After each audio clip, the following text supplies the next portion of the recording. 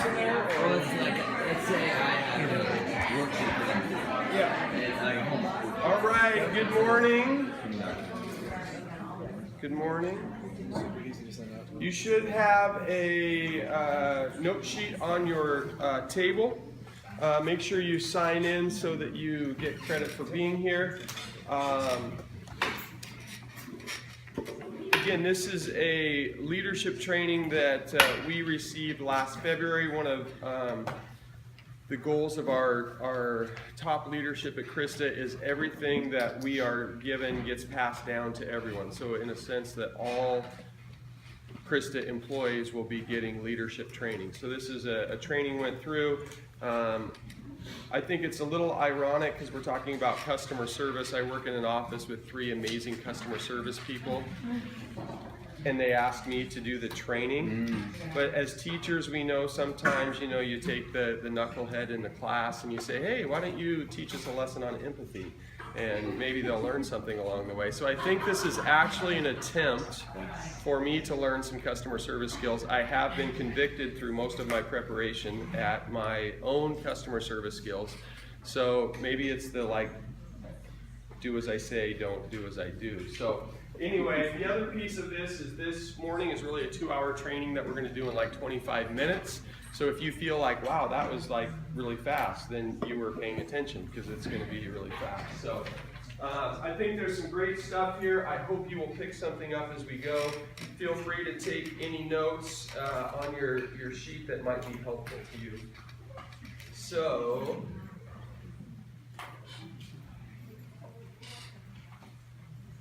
there it is. Session goals: define who our customer is, define how to provide what our customers want, and improve our customer service practices. And I took some liberties on making this a little more applicable to us. So if you disagree with some of the content, you can be upset with me because I tweaked some of it. Okay? So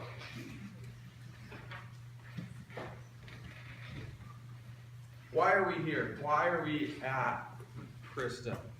And again, this is my definition. Judy helped me with this a little bit, said that was confusing. One of the definitions we use in leadership is leaders add value to other people. Our people that interact with us should be different for having interacted with us. People should lead differently for their experience with us in a positive, hopefully in positive, right? I mean, we could say, yeah, people were different for having met me and that wasn't that great of an experience. But by adding value, I'm talking about our interactions with others should provide something positive. We could talk about it as adding value to people. We could talk about it as serving people. We could talk about it as inspiring and equipping people. Okay? That's why hopefully you're here. To add value to others, to serve others, to give to others, to love others, to inspire and equip others. And here's the piece that I'm taking a little liberty from the training we got. We spent a lot of time really defining customers and, is it the students or is it the parents and all this piece. I actually believe, my thoughts, anyone that we have the opportunity to add value to serve, to love, to inspire, to equip are our customers. So think about that for a minute. Who are our customers? Students and parents. Yes. And? Fellow staff. Each other. And? Those we meet every time we go to a sporting event or anything like that. So this is taking a little liberty because our training may be focused specifically on student and parent, but I actually think our customer service should be with every interaction we have. How many of us have been inspired and equipped by someone else in this room? Right? If our only inspiring and equipping is the students that walk into our class, right?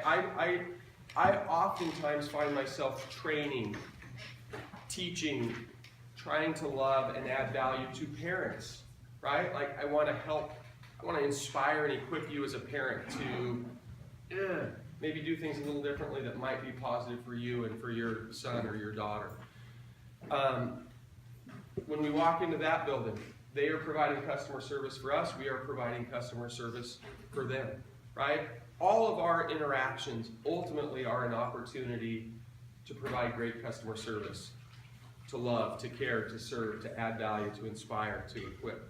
Okay, so I want to think about that as we go through here. Any person we come in contact with. Primary ways we interact with customers. And again, I'm using their word, customers, but people. What are the ways we interact with people? Students, parents, colleagues, other folks on our campus. Obviously, face-to-face, phone, email, social media, and I'll talk about 5 here in a second.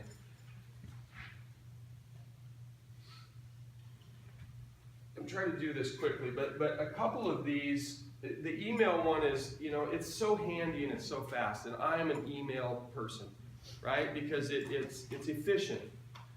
But one of the things in the training talked about this stat that, you know how stats go. I mean, you can make a stat up, but I mean, somewhere somebody pulled this out that 40% of emails are misinterpreted. The tone of 40%, almost half of the emails that are sent. And again, my emailing is a lot like my face-to-face communication. It's not all, it's kind of like short and to the point. Like there's not a lot of build up to, hey, how's it going? I hope your day's going good. You have a question, I have an answer, send, right? You stop and you start looking and you start thinking about what would a reader, how would they feel from a customer service standpoint receiving my email back? Would they think, wow, that Mr. Skeen, he's above and beyond kind of guy, that was really awesome? Or would they be like, grouchy pants, really? Like that's the best we got is a 1-sentence, non-capitalized response?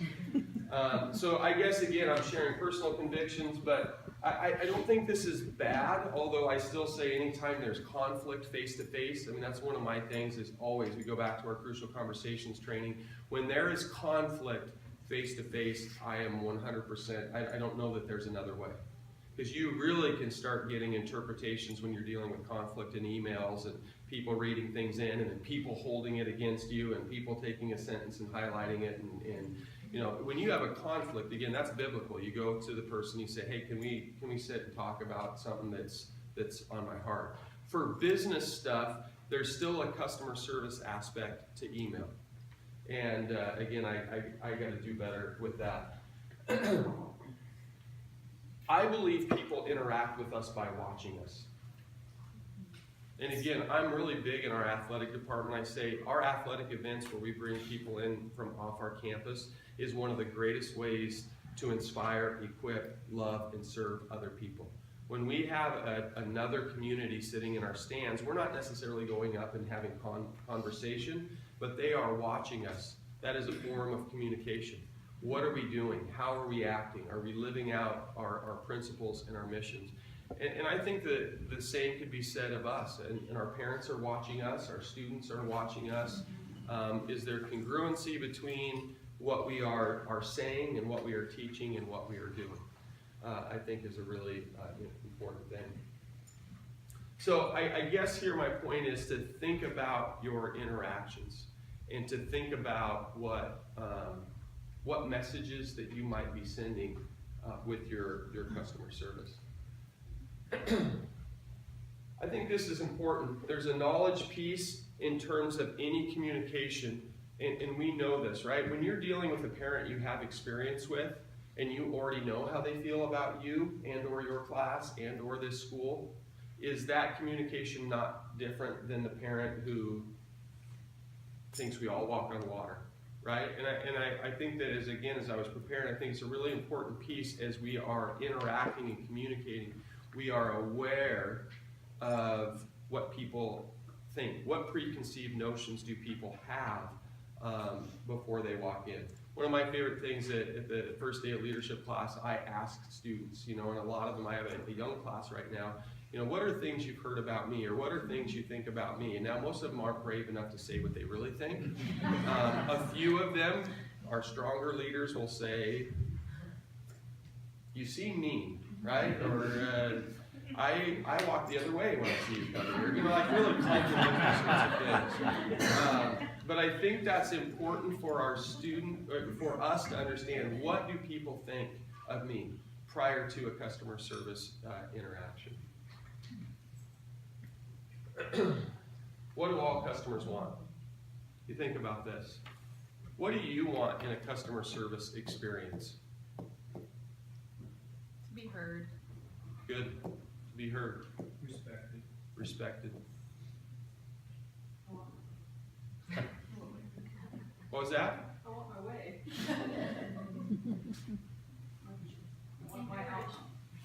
They want to be encouraged. Encouraged. I want value. Valued. Yeah, valued. What did Jenna say? A refund. A refund is one thing. Part of our training, Horst Schultz is a customer service expert. Our slide says he spoke at the 2015 GLS. He actually spoke this year as well, so he spoke 2 years in a row. But he talks about what every customer wants. His opinion, number one, a defect-free product. And my question is, what does a defect-free product look like for us? And again, I'd love to have time to brainstorm, and you could talk at your table and we could make a list on a chart. But I think it's an important question to ask yourself. What does defect-free look like in my customer service? When I'm working with students, when I'm working with parents, when I'm working with colleagues, when I'm working with, again, all of Krista, when I'm working with the custodians who are supposed to be helping me in my room, when I'm working with the accounting folks who, messed up my paycheck, when I'm working with the, what does a defect-free product look like for us? And again, I'd be interested to have some offline conversations. I wish we could spend a little more time. Second thing every customer wants is timeliness. Again, you think about that. I think he's on base. When I go for a customer service interaction, when I order my steak medium well, I don't want it well done, right? I want the product that I ordered, but I also don't want to sit there for an hour and a half waiting for it to be done correctly. I mean, I'm assuming you can cook a steak and get it to me in 15 minutes. Thinking about timeliness, because that is an issue that we get ourselves into trouble for. Right? I am as bad as anyone. I get the follow-up email to the follow-up email that said, I emailed you 2 days ago and I haven't heard from you. And some of you have had that conversation with me. And I usually say to you, I know and I flagged it. Right? It's on my list of 28 flagged emails that I got to get back to when I get back to my office at some point and sit down. So, but that you don't know that. You had a question, you needed an answer. I saw it, I knew I needed to get back to it, but I'm running to the next thing, or I'm fixing the next piece. Think about grades, right? We get ourselves into trouble when our grades are not timely. And people say, hey, I looked at RenWeb and my son had an A, and then I woke up the next day and they had an F, and there were 8 zeros that were in there when I looked the day before. So again, thinking about timeliness, what are the areas we could do better at? And then the last piece is caring. And again, I love that statement. We all know it. They don't care how much we know until they know how much we care. I actually argue that number 3 will give you grace for number 1 and number 2. If people usually, if I have a relationship with them, will give me grace for not responding immediately to their email, because they know I do care about them, I'm on your side, they're empathetic to maybe I'm running around. If you don't have number 3, you're going to have super demanding about 1 and 2, right? I mean, they're going to have no patience and no empathy for a product that's not perfect and delivered on time. And I still think of all the things we do, the best, number 3 is still our best piece. Although again, how do we do it better? I mean, that's still the question. How do we do it better? I'm going to just fly through here. It's on your notes, but Covey talks about trust in terms of customer service, both integrity, intent, I find in leadership, everybody loves C's, right? You know, character and competence and caring. And I mean, if it's a C, you can write a leadership book about it. Anyway, I wish we had time there to do more. I think this is important. What do we want from our customers? And again, this is maybe thinking more about our students and our parents, even though I'm calling customers everyone we interact with. We obviously would like them to stay a customer. Their customer service experience at King's Junior High and High School partly determines if they will come back. There's other reasons, obviously, they wouldn't come back: financial, moving, job changes. But one of our goals is retention. That's something that we actually we monitor. How many of our students come back? And most of the time, that's based on customer service, not all the time. We'd like to be more connected with our customers, with our students, with our parents. How do we get people as a part of our community? Again, one of our strengths is community.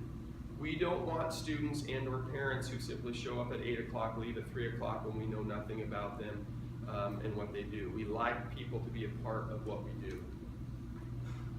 Big one.